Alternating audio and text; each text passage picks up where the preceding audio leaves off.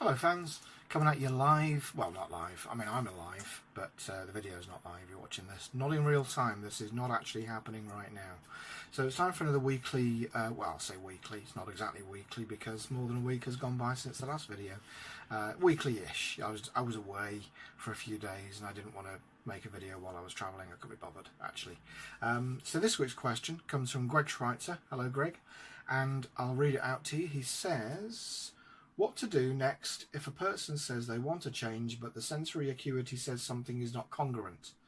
I can see how this could be a mind read, yet often a person's body can give signals that they are not wanting / ready for the change. So what do you do with somebody if they say they want something but you are somehow picking up on incongruence or sensing that they're not maybe 100% congruent or clear in what they're asking for? It's a very common issue. Very common indeed, and you want to know what to do about that as a coach. So from an NLP master practitioner's point of view, in a coaching scenario, I would say the fact that you pick up on the incongruence, that's great, and if you're trying to figure out what that incongruence means, and you're trying to then decide what you do about that and how you intervene and so on and so forth, I would suggest there's a little step before that you can take that will make life significantly easier for you and take the pressure off you in the coaching session. And you know, I'm always going to advocate making life easy for you as the coach. So the little tip that I can give you is simply this: if you're sensing that somebody isn't being completely congruent in what they're asking for your help with, then simply be aware of that, and rather than you trying to figure it out or second guess or mind read or whatever, simply ask them the question, I'm sensing that you're not 100% committed to this. Do you want to talk about that, or could you elaborate on that, or what can you say about that? And if they say, oh no I am, no I am, no definitely no, then notice how many times they said no and point that out to them. So actually I think that as a master practitioner, you really should be able to be very specific about what you're noticing in somebody.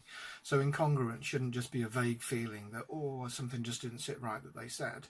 It should be something like, I noticed that, for example, when you said, I do, you preceded it with the word no. You said, no, I do, instead of yes, I do. So that seems incongruent. Would you agree or not? Can you explain that? Oh, it's just a phrase. It's just what people say, isn't it? Or it's what you said. I don't know if it's what people say, it's what you said. And so the more you can be specific about what it is that you've noticed about the incongruence, you're giving objective feedback. And then it's much harder for them to argue with objective feedback. They either did say that or they didn't. They either did do that or they didn't. And I think it's worth, if you've got somebody saying that they want something and then they seem to be resisting or incongruent in pursuing that, it's worth, I think, bearing in mind that there could be a fear driver in there somewhere. So it could be something that they want, but there's also something that they're afraid of. So a barrier that they're afraid of, that they feel they have to overcome in order to get what they want. Or it could be that getting what they want has its own issues or potential barriers. So common example would be for getting a promotion. You want a promotion, you want more money, you want responsibility, but there are some downsides too. You don't want responsibility, you don't want to have these people dependent on you and having to be chasing up other people, and you've got your own stuff to do, and you don't want to be doing performance reviews, and you don't want to be responsible for their mistakes. So a promotion has both upsides and downsides. And actually, there's been some research about gender differences in terms of the question of why aren't there more female executives, and men and women both see equal advantages in a promotion, but women tend to see more disadvantages in terms of impact on personal life, family life, stress, and work-related stress issues, and dealing with other people's stress, and dealing with other people's problems and so on.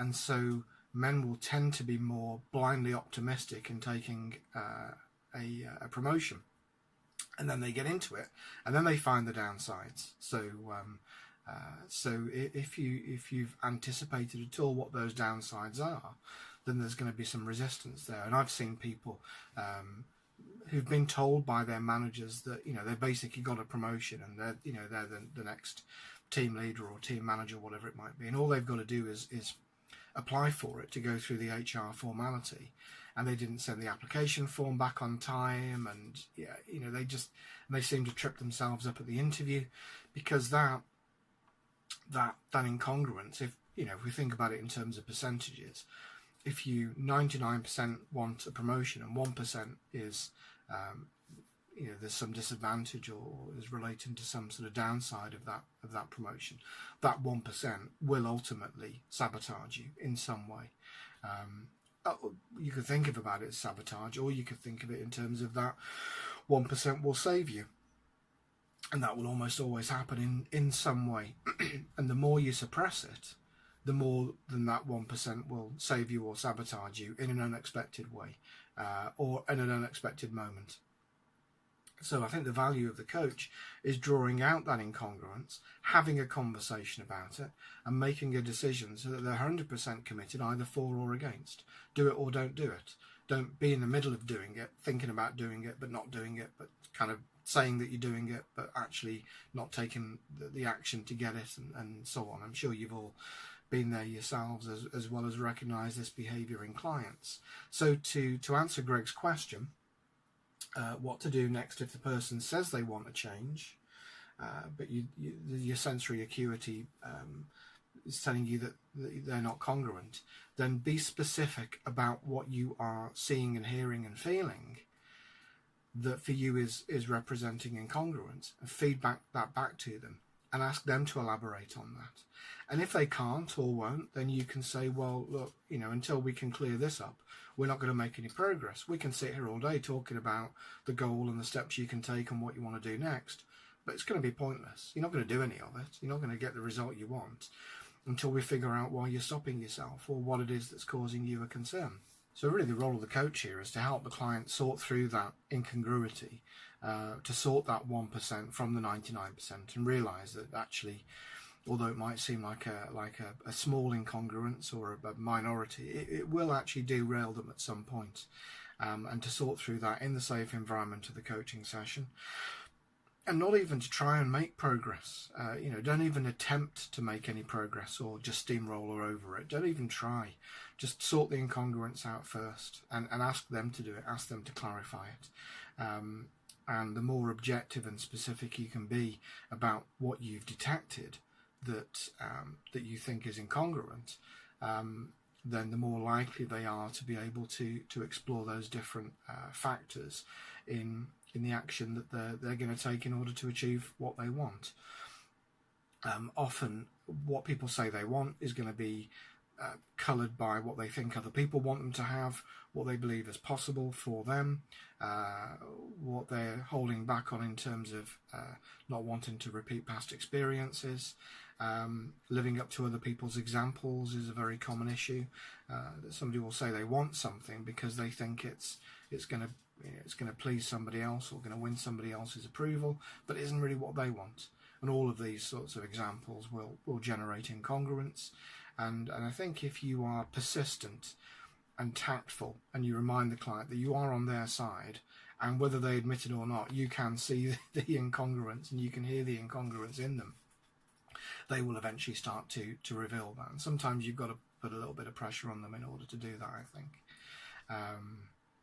I find one useful way of doing that, if they're really not wanting to give you anything, but they are staying in the conversation. So this is very critical. They're still in the conversation means they still want to engage in that process, but for whatever reason they aren't or can't or won't articulate what's causing that incongruence.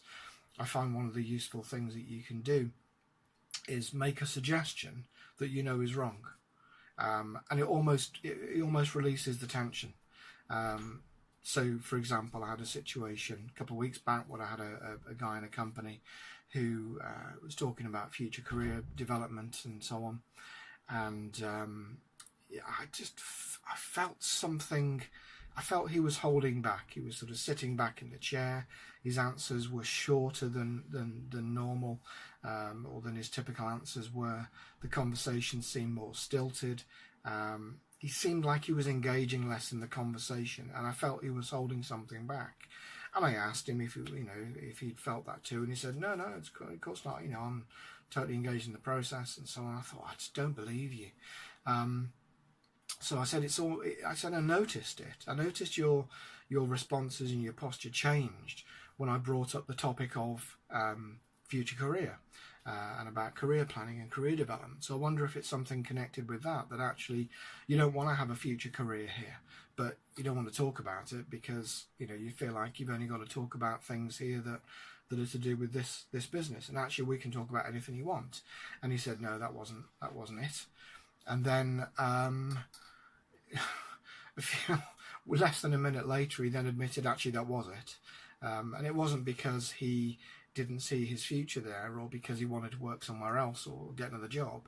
It was a health-related thing. It was a health-related issue that he hadn't told anybody about. And it wasn't a current health issue, but it was a past health issue that he was still a little bit nervous of and even afraid of, I guess. And so for him, he wasn't really thinking about future career growth or personal growth. He was coming to the end of his career. He was looking at retirement within the next few years. Didn't really want to be having a conversation about career planning, which is then fine. So I said, well, that's fine by me. I'm here to support you, and you've still got a couple of years. Within that couple of years, what kind of legacy do you want to leave? And then he lit up when I started talking in terms of legacy rather than what's his development going to be, and he could focus on the development of others. Then he fully engaged back in the conversation, 100% congruent again, and at the end, commented on how valuable it was for him to have me pick up on that and reflect that back to him and give him an opportunity to talk about that. And of course I assured him again that was confidential, even though I'm telling you about it, but you don't know where it was, you don't know who it was, and you don't know what any of the details were. So that's the client's confidentiality protected as far as I'm aware. So I think flushing out incongruity is extremely important, because if you don't, you won't make any progress past that point.